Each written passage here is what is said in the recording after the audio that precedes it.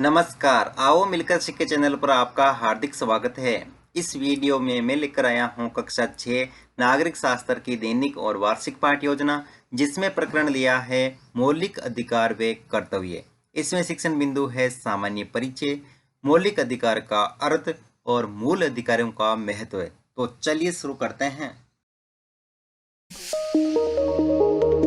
Present by आओ मिलकर सीखें।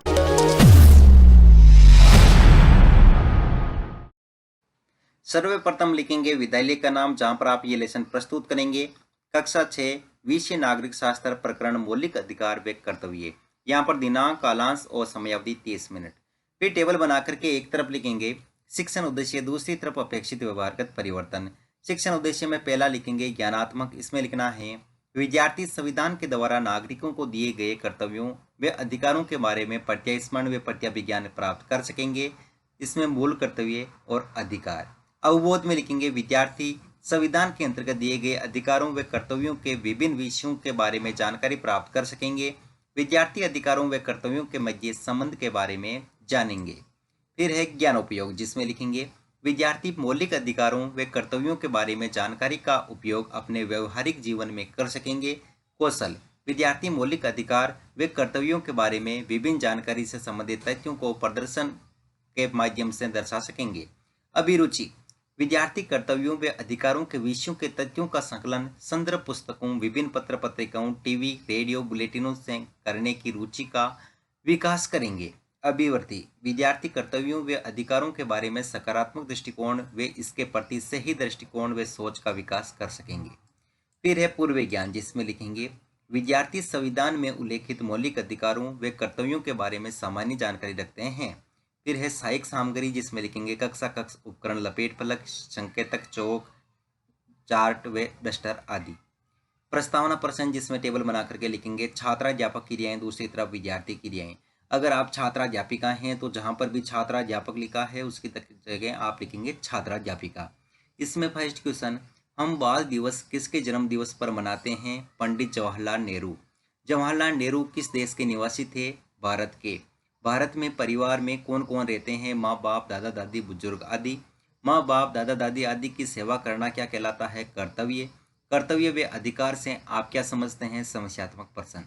उद्देश्य कथन में लिखेंगे आज हम भारतीय नागरिकों को प्रदान मूल कर्तव्यों व अधिकारों के बारे में अध्ययन करेंगे। फिर है प्रस्तुतिकरण, जिसमें टेबल ड्रॉ करके लिखेंगे शिक्षण बिंदु, छात्राध्यापक क्रियाएं, विद्यार्थी क्रियाएं, विधि पर विधि और श्यामपट सार। शिक्षण बिंदु में पहला लेंगे सामान्य परिचय, जिसमें विकासात्मक प्रश्न में फर्स्ट क्वेश्चन, जंतर मंतर कौन से शहर में स्थित है? जयपुर। जयपुर किस देश में स्थित है? भारत देश में। भारत देश में नागरिकों को संविधान के अंतर्गत क्या प्रदान किए गए हैं? मौलिक अधिकार। मूल अधिकार व कर्तव्य से आप क्या समझते हैं? निरुत्तर विधि में प्रश्नोत्तर विधि।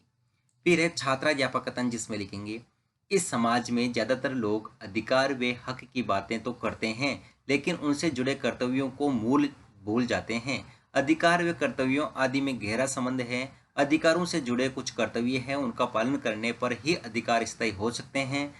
जब सारा संसार बंधा हुआ है तो अधिकार व कर्तव्य अलग अलग कैसे हो सकते हैं?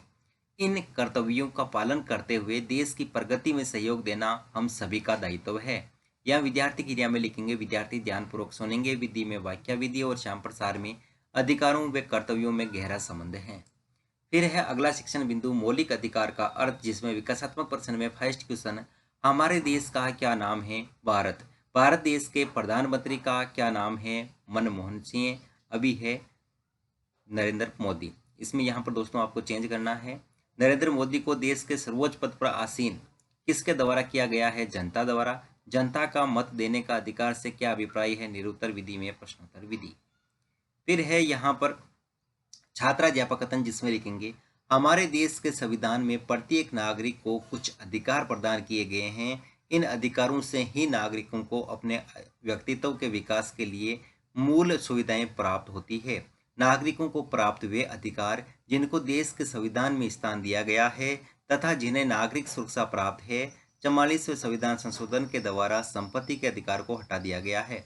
या विद्यार्थी क्रिया में विद्यार्थी ध्यानपूर्वक सुनेंगे, विधि में वाक्य विधि और श्यामपट सार में लिखेंगे अधिकार व कर्तव्य एक ही सिक्के के दो पहलू है।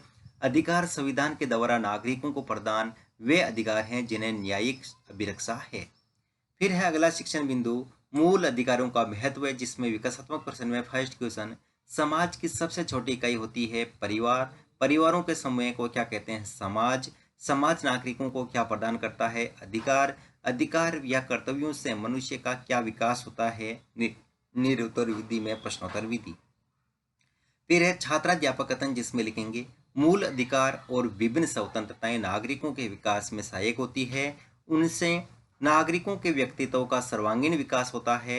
हमारा कर्तव्य है कि हम इन अधिकारों का सदुपयोग करें। हमें दूसरे नागरिकों के अधिकारों की रक्षा करते हुए उनमें बाधा नहीं पहुंचानी चाहिए। मूल अधिकार नागरिकों को संयम व सुव्यवस्थित जीवन प्रदान करते हुए सर्वांगीण विकास में सहायता प्रदान करते हैं। यह विद्यार्थी क्रिया में विद्यार्थी ध्यानपूर्वक सुनेंगे, विधि में वाक्य विधि और श्यामपट सार में लिखेंगे नागरिकों का सामाजिक, आर्थिक, राजनीतिक सभी दृष्टियों से सर्वांगीण विकास नागरिकों के व्यक्तित्व के विकास में सहायक है। फिर है पुनरावर्ती प्रश्न, जिसमें फर्स्ट क्वेश्चन, अधिकार व कर्तव्य किसके विकास में योगदान देते हैं? अधिकारों व कर्तव्यों में के आपसी संबंधों के बारे में बताइए। अधिकारों से आपका क्या अभिप्राय है? मूल्यांकन प्रश्न में फर्स्ट क्वेश्चन, संपत्ति के अधिकार को कौन से अनुच्छेद के द्वारा हटाया जा चुका है? 42वें संशोधन, 44वें संशोधन, 46वें संशोधन और 48वें संशोधन। नागरिकों को मूल कर्तव्य प्रदान किए गए हैं 10, 15, 12 या 21। भारत में अधिकार वे कर्तव्यों को किनके विकास में सहायक माना गया है? मूल कर्तव्यों को कानूनी दर्जा दिया गया है 40वें संविधान संशोधन में, 41वें संशोधन में, 42वें संशोधन में, 43वें संशोधन में। संविधान प्रदत्त मूल अधिकारों की संख्या 7 है, सत्य या असत्य। गहरे कार्य में लिखेंगे मूल अधिकार व कर्तव्यों का अर्थ बताते हुए इसके महत्व का वर्णन कीजिए और अंत में पर्यवेक्षक टिप्पणी।